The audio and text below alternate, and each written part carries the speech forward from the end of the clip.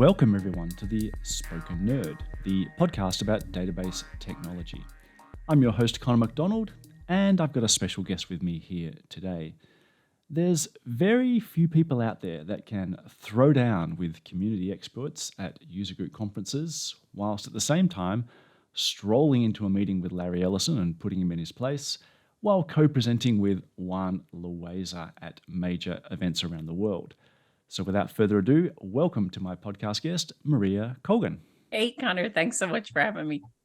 I will note to listeners that we were 20 minutes into recording this podcast, and then the Muggins here forgot to press record. So if you hear Maria somewhat sounding boring with the tone of questions, you'll know that she's heard them all 20 minutes ago, and we're going through them all again. I apologize in advance to listeners. That is entirely my own fault. I will start with Maria. How was your Christmas break, given that we're recording this in January? It was fantastic, thank you. It was my husband's turn to pick our Christmas destination. We alternate. I'm very predictable. I always pick Ireland. Someone would say that might be my Catholic guilt or my love of rainy weather. But this year was my husband's choice, and so we went to Fiji. I have to admit, because we've recorded 20 minutes, I was going to go, let me guess. Did you go to Fiji? I'll do my best to play along. In terms of Christmases, was it strange having a hot Christmas? I assume Fiji was pretty warm this time of year. It is pretty warm this time of year. For me, definitely. It doesn't really give you the Christmas vibes, but it is a lot of fun. And it is interesting to see the other side of the world's version of Christmas, with sun and surf and all of that. But yeah, it's difficult to get, Santa did come to breakfast with us and we did get gifts, but it was very unusual. I'm not going to lie. It's funny in Australia, even though we have generally a very hot Christmas, in fact, it was very, very warm this Christmas in Perth. Generally in Australia, people still do many of the similar Christmas things. There's a Christmas turkey and all that kind of stuff. So you're having a hot meal generally on a hot day and the like. Was it the same in Fiji, or did they celebrate Christmas with that sort of Westerner feel, or is it more their own thing?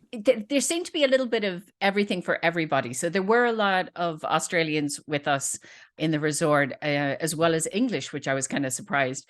And so Christmas dinner was quite a large affair, multiple courses with a little bit of something for everybody. So the huge seafood tower for the Australians, for those that would celebrate that way, all the way to turkey and ham for the more traditional, what I would consider Western or English Irish Christmas turkey and ham roast dinner. Yeah.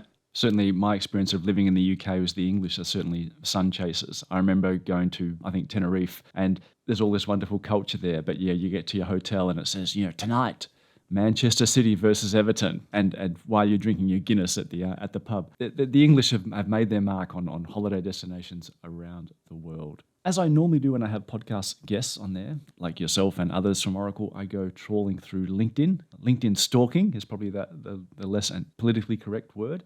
I've made the same mistake I made with Nigel Bayliss when I interviewed him and Dom Giles. And in fact, I've picked people with the world's most boring LinkedIn profile because I click on Maria Colgan and it says view experiences and it says works at Oracle. And then there's always that humiliation when it says start of that Oracle 19 years before you did. So you've been there for a fair while. I suppose the question is what got you into Oracle at the first place? If I go down to the very last one, it says member of the Server Technology Performance Group, 1996 in Dublin. So what got you started at Oracle? What was the first grab on you to join a company like Oracle? A mate of mine from college, who's also still working at Oracle's, sad but true for both of us, got a job first and recommended I interview at Oracle. And so I had a choice, believe it or not, straight out of uni to join the Apple Mac team or to join the OS2 team. And since he had joined the OS2 team, I chose that one. Good or bad decision? Yeah. There's no future in Macs. No future in Macs. Yeah. OS2 is going to take over the world. Very niche. Yeah, you don't want to be on that team. Yeah. Now, on your LinkedIn synopsis, it says, I am what some people would call a database nerd, having spent my entire career deeply involved with enhancing the performance of databases and applications, most notably SQL query tuning. Just honing on the database nerd part. I'll broaden that out to IT nerd. Were you always an IT nerd? Were you always interested in computing, going back to childhood? Yeah, pretty much anything to do with maths, science, computing. I definitely had a big interest in that. And when my dad brought home the first computer out of the four of us, I was probably the most fascinated with it. Back in the good old days, there wasn't any games or anything like that. So if you did want to play games, it came with a massive manual that had hundreds of pages of code that you had to laboriously type in. But if you did, then you could get games like Pong to work and stuff like that. And to me, that was fascinating. I didn't quite understand what all the code was supposed to do, but if you typed it in just right, then a game would come out. And so, yeah, that was my first foray into computer science. I admit that was a similar experience to myself, in that you and I are probably of the generation where it was later on in our childhood that advancements such as disk drives and tapes would come in, where you could actually get your computer program on a cassette tape, and that would save you all that typing in. But I agree, there was that enormous feeling of personal reward that you'd spent your Sunday typing in page after page from some blasted computer magazine that said if you type it in. And I suppose that's the first exercise in debugging. It was never about actually understanding how the code worked. It was like, my program didn't run. Somewhere on page 37 of that damn magazine, when it said peak, I typed poke or whatever, because typically they were in BASIC or maybe a little bit of assembler. Do you remember what that first device was? I think it was Amstrad. I think that's what it was called, the very first computer. And ours was a fancy, I don't know. It had a keyboard and the monitor and the computer. So it was that setup, but it was no Windows machine. Let's put it that way. That came much later on. But yeah, that very first one had a little typical terminal screen on it, dark screen with the green flashy cursor and stuff. Yeah. Well, I do. I think I can honestly say I think you were spoilt with a flashing cursor. My first computer my father brought home that a friend given to him was a Sinclair ZX80. For those of my generation will remember, that's a 1K RAM machine. And so for large programs, you had to run them with only half the screen, because what would happen there is some of the screen would be actually used for memory. So no such thing as a flashing cursor for me. The screen was static. It was like, I suppose, the days of mainframe terminals where you would type stuff away and then you'd hit a key and then the screen would show you what you'd typed, and then you could move on to the next line. And that's why everything was static. You could play things like tic-tac-toe or NIM, but I never managed to get to the dizzying heights of Pong on my Sinclair ZX80. But I have to admit, I graduated, I think when I was about 11 or 12, to a Commodore VIC-20 and then a Commodore 64, once my father just worked out that the only way he could get any interaction with his son was to put more computing devices in front of him. Was it like that for you? Were you hooked? Were you hooked on computers the moment that happened, or was it just like a sort of a hobby? That was the first taste. And then when we got to secondary school, for those Americans in the audience, middle school, there was a computer lab in the secondary school, and we were able to do computing one class a week in this, where they would teach you a whole bunch of stuff. And they were BBC Acorns that we were working on there, very advanced technology. But that really got me started and got me interested in that, and the idea of perhaps doing that in college and making a career out of it. I remember in what I would call primary school, I'm not sure what we call it around the world, but my first years of school, the school had a computer. And so what would happen was, if you were lucky enough to be good in the weekly maths test, if you got the best in the class, you would spend an hour with the computer. It's funny how, in terms of carrot versus stick analogies with donkeys, carrot obviously works, because I got very interested in mathematics simply because it was all about, could I spend an hour on the computer each week at the school computer? But yeah, in high school, or I think middle school as you referred to it, we had similar things where we started to get a few more computers in the school. I think we even maybe had a class on it. They were all Apple IIs. That was the first experience of colour on a computer. I think it had 16 colours, and that just blew my mind. It was all characters, there's no graphics, but the fact that it had colour, that was just amazing. In fact, the first ever game I typed into one of those computers was a game called Snakebite, which now every phone has, the one where a snake chases the little thing, like even the early phones, which are just LCDs. Had it, yeah. I was almost furious when I first saw that every person with a phone had access to this game that I'd spent days typing in on my computer back, 30, 40 years ago. Life is so unfair. But anyway, cruising through the LinkedIn, I can see you're a distinguished product manager, master product manager, but I'm scrolling all the way down to the bottom here to get to 1996, member of the Server Technology Performance Group in Dublin. Now, you and I share a common heritage. My father was Irish, and you were born in Dublin. You were born in Ireland. Whereabouts, you can see we've recorded this part before. Let me throw this question out to you, Maria. Whereabouts were you born in Ireland? Amazingly enough, I'm from Dublin. Yeah, no, I'm born and raised in Dublin. Yeah. Okay, my father was born in Sligo, which is, if you don't know Ireland, anyone, that's on the west coast. Dublin's on the east coast or on the east of Ireland, but he lived most of his life in Cork, which is down south. Have you travelled the extent of Ireland? Have you done a sort of the drive around the country that a lot of people do? I have, having a foreigner, i.e., an Australian, as a husband, we've done quite a bit of the touristy trips around Ireland. We would have done quite a bit as kids as well. We would vacation a lot up in Donegal, which is the northwest. And I spent many summers in Cork in the Gaeltacht, learning Irish down in Cork. It's one of the areas where they still natively speak Irish. And because we were forced to do it in school, you would go to the Gaeltacht for a month each year to try and improve the owl Irish. Yeah. It was compulsory in schools in those days, was it? Oh, yeah. And you had to pass it too. In order to graduate from school all the way through primary into secondary school, you had to keep Irish and you had to pass. If you failed it, you failed school. You had to redo the year to finish school. I remember a famous story from Australia where many, many years ago, in Australia's far less multicultural times, they used to have a thing called the White Australia policy, where you could be tested. This is basically a much more racist time back in sort of 100 years ago, where to emigrate to Australia, you could be tested on things. And really it was used to keep Australia white 100 years ago, which was, much to our embarrassment. But the White Australia policy, you could be tested in any European language on arrival as a way of getting in. There was a political activist who was coming out to Australia to cause problems and could speak every European language. And they tested him in Gaelic, and that's how they stopped him from coming. So it's good that you learnt it, if you ever want to be an activist and you live 100 years ago. But yeah, we've got some shameful past things in Australia. Returning to Ireland, you mentioned going out to see some of the places in Ireland. And certainly when I used to go to Ireland, I was always blown away by the greenery and also, I suppose, the quietness of so many places. It did feel like sort of a bit like time travel, so many places. In fact, when I used to go to visit my Uncle John in Mohill, I would say, how do I find you a house? And he would say, well, the moment you get to the city limits, just knock on the first door you see and say, where's John's house? And they'll point to it. And similarly, when I'd say, how do I send you a postcard? He would say, just write John in Mohill, just off Main Street. And somehow these things would get there. I suppose, can you explain to me, because I'm struggling here, with that sort of idea of Ireland in my head, how come Oracle and so many other IT companies went absolutely nuts in Ireland back in the 90s? Every big company I could think of had a massive office in Ireland, and obviously Oracle did.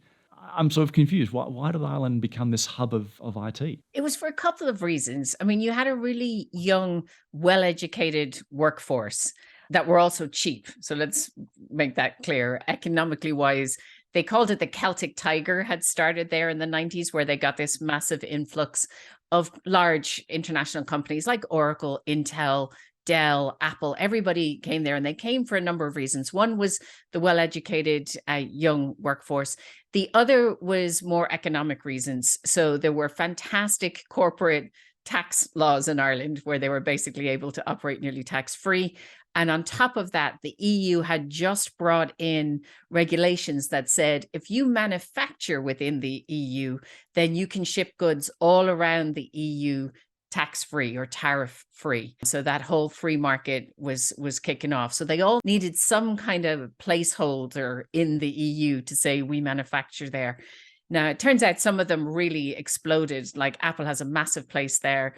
Intel just continues to add. They're not far from my parents, continues to add to their fabric there, including Oracle. So we would, all those lovely tapes and eventually CDs with the Oracle software, that was all done in Dublin. And then the development center kind of got added on to that. Because I have to admit, when I lived in the UK in the late 90s and early 2000s, I remember I bought a Gateway PC. Gateway was a big manufacturing those days, and everything had always arrived from Dublin. The Gateway got replaced with the Dell laptop, and that arrived from Dublin. Everything always arrived from Ireland. It's funny, actually, recently I bought a can of beer, a Japanese beer called Sapporo, just at my local bottle shop, and I spun it around, and in terms of companies being based in Ireland, this one said, brewed in Canada by the Guinness Company.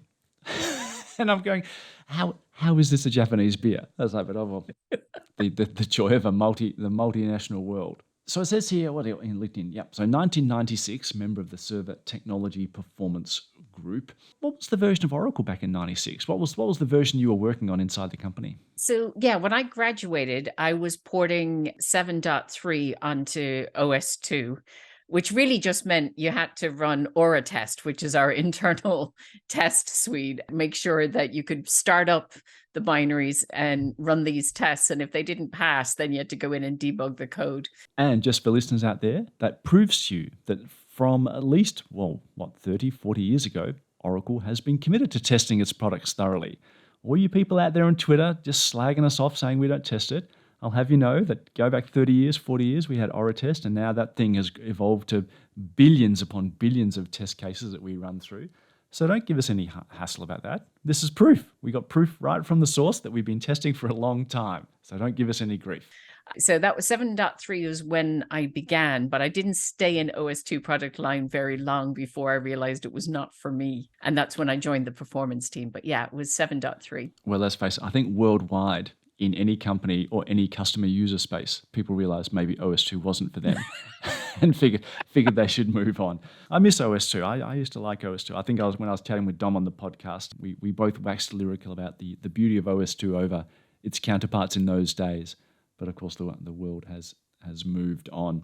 So if you're in the server technology group, did that lead straight into Optimizer? Did you move from there into the Optimizer, or did you with some hops in between? No. So yeah, there were definitely some hops in between. So what happened was they started a real world performance team. I'm sure you've known those guys, Mike Hallis and Andrew Holsworth and Graham Wood. All of these guys were not Mike at that time, but Andrew and Graham were running this team in the US called the Real World Performance Team.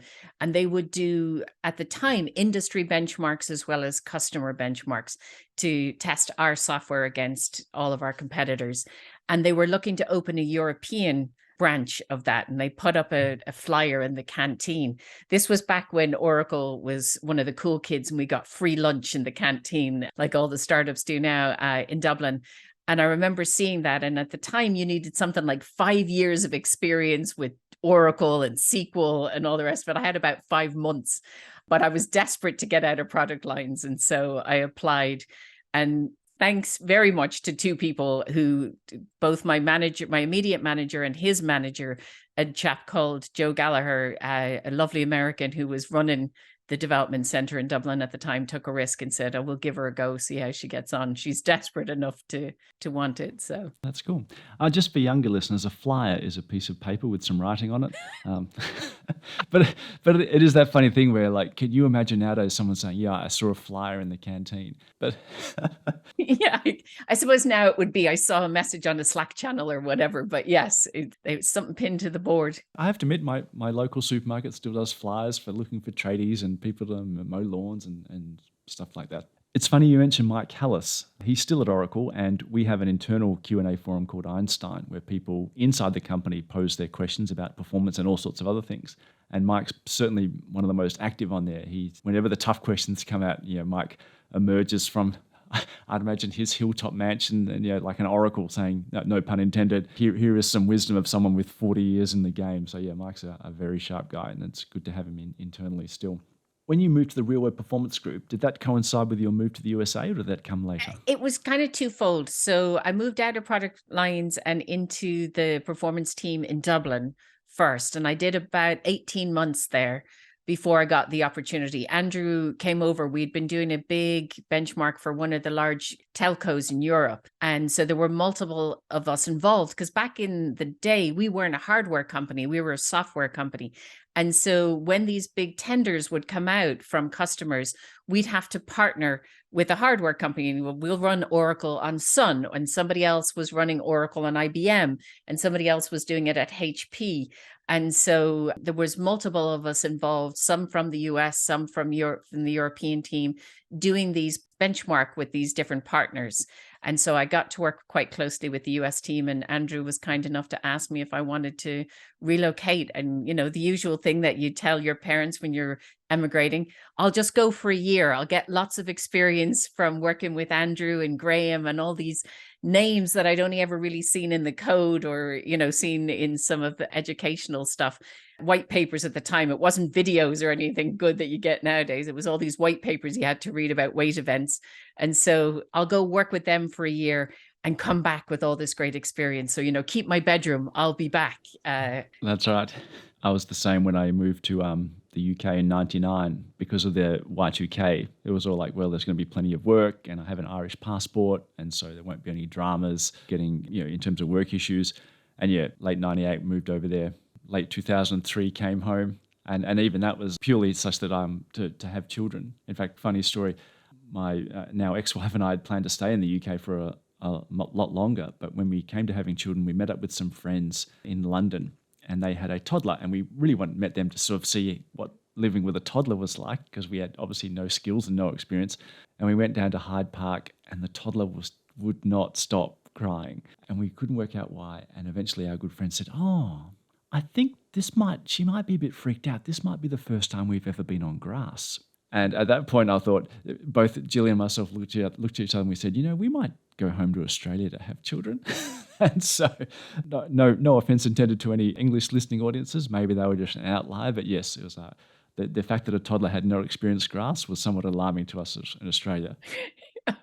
I take your points, and it's so easy to move to somewhere and then it becomes home. So, moving from real-world performance into the role of product manager, how does that evolution take place? Would you consider that a natural evolution, or was it more of a case of customers start having that greater hooks into companies, which I think has always been a good thing? Companies used to be, you would deliver software and that would be it. But now you start to get that thing of actually having feedback with customers as opposed to just with a sales organization. Was that a natural evolution or something you pursued? No, it was very natural because when we were doing these benchmarks, right, we would be at different benchmark centers. So down the road at Sun, which is now Facebook, their campus, or whether it was up in Poughkeepsie in upstate New York, where IBM had their big place, down in Cupertino with HP, wherever we were, one of the product managers for whatever area of the database we were showcasing would normally either meet with the customer there at the hardware center, or we'd go up to Oracle and they'd meet with them and kind of give them the bigger story.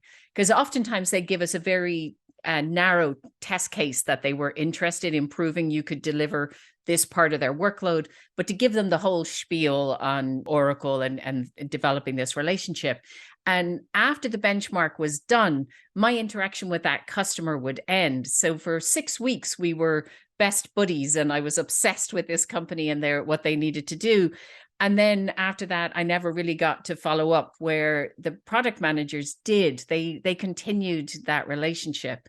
And they didn't have to travel to some of the less desirable locations around the country, let's just say, and sit in server rooms for weeks on end. So it was an off the cuff remark to George Lumpkin, who at the time was running the data warehousing and SQL execution product management team, about when were you ever going to let me be a product manager? And he said, all you needed to do was ask. I can't poach. But now that you've brought it up, let's chat. So that's how it started. Yeah. Oh, that's cool. It's funny you mentioned going around doing all these joint benchmarks with various IT companies.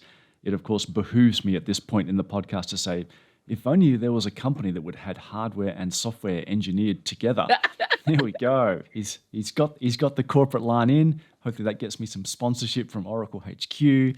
throw some money down the line. No doubt such an overt insertion of Oracle brand language into the podcast has probably got you gagging a little bit in your mouth. So we'll take a moment here to pause. In the next episode, I'll talk to Maria about her evolution of the role into probably what she's most known for over the years. That is the Optimizer Product Manager. We'll see you all then. Thanks for listening to this podcast. The music credit goes to Zanman from Pixabay Music.